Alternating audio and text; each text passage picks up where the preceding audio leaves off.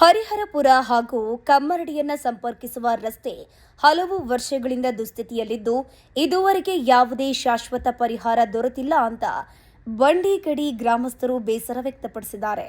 ಇಲ್ಲಿಂದ ಹರಿಹರಪುರ ಟು ಕಮ್ಮರಡಿವರೆಗೆ ರಸ್ತೆ ಅಗಲೀಕರಣ ಆಗಬೇಕು. ಯಾಕಂದ್ರೆ ಅನೇಕ ದುರಂತಗಳು ಈ ಭಾಗದಲ್ಲಿ ನಡೆದಿದೆ, ತುಂಬಾ ಅವಘಡ ಆಗಿದೆ. ಯಾಕಂದ್ರೆ ರಸ್ತೆ ಕ್ರಾಸ್ ಅಲ್ಲಿ ಆಕ್ಸಿಡೆಂಟ್ ಆಗುವಂಥದ್ದು, ಮತ್ತೆ ಎಡ್ಜ್ಗಳು, ಚರಂಡಿ ವ್ಯವಸ್ಥೆ ಸರಿ ಇಲ್ಲ. ಈ ಎಲ್ಲ ಕಾರಣಕ್ಕೂ ಕೂಡ ನಾವಿವತ್ತು ಸಾರ್ವಜನಿಕರ ಬದುಕಿನ ಜೊತೆ ನಾವು ರಾಜಕಾರಣಿಗಳು ಯಾರು ಕೂಡ ನಮ್ಮ ರಾಜಕಾರಣವನ್ನು ಬಿಟ್ಟು ನಾವು ಮಾನವೀಯ ಮುಖದಲ್ಲಿ ನಾವು ಈ ಕೆಲಸವನ್ನು ಮಾಡಬೇಕು ಅಂತ ಹೇಳಿ ನಾನು ಈ ಕಳಕಳಿಯ ಮನವಿಯನ್ನು ಮಾಡ್ತೇನೆ. ಶ್ರೀ ಕ್ಷೇತ್ರ ಶಕಟಪುರ ಸೇರಿದಂತೆ ಸುತ್ತಮುತ್ತಲಿನ ಅನೇಕ ಗ್ರಾಮಗಳಿಗೆ ಸಂಪರ್ಕವನ್ನು ಕಲ್ಪಿಸುವಂತಹ ಪ್ರಮುಖ ರಸ್ತೆ ಇದಾಗಿದ್ದು ಹಲವು ವರ್ಷಗಳಿಂದ ನಿರ್ವಹಣೆ ಕೊರತೆಯಿಂದ ಹದಗೆಟ್ಟಿದೆ. ರಸ್ತೆ ಅಗಲೀಕರಣ ಕಾಮಗಾರಿಯು ಇದುವರೆಗೆ ನಡೆದಿಲ್ಲ. ಮಳೆಗಾಲದಲ್ಲಿ ಕಾರಂಗಿ ಹಾಗೂ ಹರಣಮಕ್ಕಿ ಭಾಗಗಳಲ್ಲಿ ಪ್ರತಿ ವರ್ಷವೂ ನೆರೆ ಉಂಟಾಗೋದ್ರಿಂದ ರಸ್ತೆ ಸಂಚಾರಕ್ಕೆ ತೀವ್ರ ಅಡ್ಡಿಯಾಗುತ್ತಿದೆ. ಈ ನೆರೆಯಿಂದ ರಸ್ತೆ ಜಲಾವೃತವಾಗುವ ಸಂದರ್ಭಗಳಲ್ಲಿ ಗ್ರಾಮಗಳ ಸಂಪರ್ಕ ಕಡಿತಗೊಳ್ತಾ ಇದ್ದು ಶಾಲಾ ಕಾಲೇಜು ವಿದ್ಯಾರ್ಥಿಗಳು, ರೈತರು ಮತ್ತು ಸಾರ್ವಜನಿಕರಿಗೆ ತೊಂದರೆಯಾಗ್ತಾ ಇದೆ. ತುರ್ತು ವೈದ್ಯಕೀಯ ಸೇವೆ ಸೇರಿದಂತೆ ಯಾವುದೇ ತುರ್ತು ಪರಿಸ್ಥಿತಿಯಲ್ಲೂ ಸಂಚರಿಸೋಕೆ ಸಾಧ್ಯವಾಗದೆ ಜನರು ಸಂಕಷ್ಟ ಎದುರಿಸುತ್ತಿದ್ದಾರೆ ಅಂತ ಗ್ರಾಮಸ್ಥರು ತಮ್ಮ ಬೇಸರವನ್ನ ವ್ಯಕ್ತಪಡಿಸಿದ್ದಾರೆ.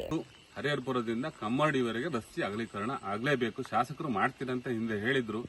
ಅವರಿಗೆ ಮತ್ತೊಮ್ಮೆ ಮನವಿ ಮಾಡ್ತೇನೆ. ಭಾಗಕ್ಕೆ ಬಂದು ಈ ಭಾಗದ ರೈತರ ಸಮಸ್ಯೆಯನ್ನ ಕೂಲಂಕುಷವಾಗಿ ಕಣ್ಣಾರೆ ನೋಡಿರ್ತಕ್ಕಂಥ ದೃಶ್ಯ.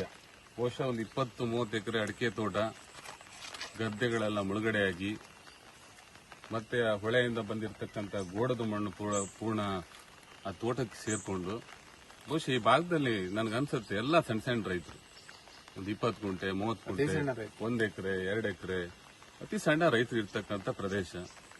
ಇಂಥ ಕಡೆ ನಮ್ಮ ರಾಜಕಾರಣಿಗಳು, ನಮ್ಮ ಜನಪ್ರತಿನಿಧಿಗಳು ಇಂಥವ್ರ ಬಗ್ಗೆ ಗಮನ ಹರಿಸಬೇಕು. ಇವತ್ತು ದೇಶದ ತುಂಬಾ ಪ್ರವಾಹ ಬರೋದು ನೋಡ್ತಾ ಇದ್ದೀವಿ ನಾವು. ಇಡೀ ಚಿಕ್ಕಮಗಳೂರು ಉಸ್ತುವಾರಿ ಸಚಿವರು KJ ಜಾರ್ಜ್ ಅವರು ಕೂಡ ಬಂದು ಈ ಸ್ಥಳವನ್ನು ವೀಕ್ಷಣೆ ಮಾಡಲಿ. ನಾನು ಅವ್ರಿಗೆ ಕೂಡ ಮನವಿ ಮಾಡ್ತೇನೆ. ಯಾಕಂದ್ರೆ ಇಲ್ಲಿ ಇರ್ಬೋದು, ಕುಂಡಲ್ಲಿ ಇರ್ಬೋದು, ಅನೇಕ ಕಡೆ ಇವತ್ತು ಸಣ್ಣ ರೈತರಿಗೆ ತಮ್ಮ ಜಮೀನು ಮುಳುಗಡೆಯಾಗಿ ಅಡಿಕೆ ತೋಟ ಮತ್ತು ಗದ್ದೆಯನ್ನೇ ನಂಬಿಕೊಂಡು ಇಲ್ಲಿ ಜೀವನ ಮಾಡ್ತಿದ್ದಾರೆ. ಕಳೆದ ವರ್ಷ ಎಲೆ ಚುಕ್ಕಿ ರೋಗ ಬಂದು ಭೀಕರ ಮಳೆಯಾಗಿ ಸಾಕಷ್ಟು ರೈತರು ನಷ್ಟ ಅನುಭವಿಸಿ ಸಾಲ ಬಾಧೆಯಲ್ಲಿ ಇವತ್ತು ಮುಳುಗಿದ್ದಾರೆ.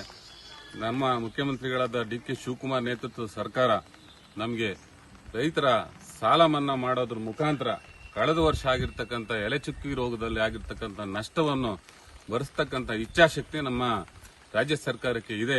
ಒಳ್ಳೆ ಮುಖ್ಯಮಂತ್ರಿಗಳು ಇದ್ದಾರೆ ಅಂತ ಹೇಳಿ ನಾನು ಈ ಸಂದರ್ಭದಲ್ಲಿ ಅಭಿಪ್ರಾಯ ಪಡ್ತೇನೆ.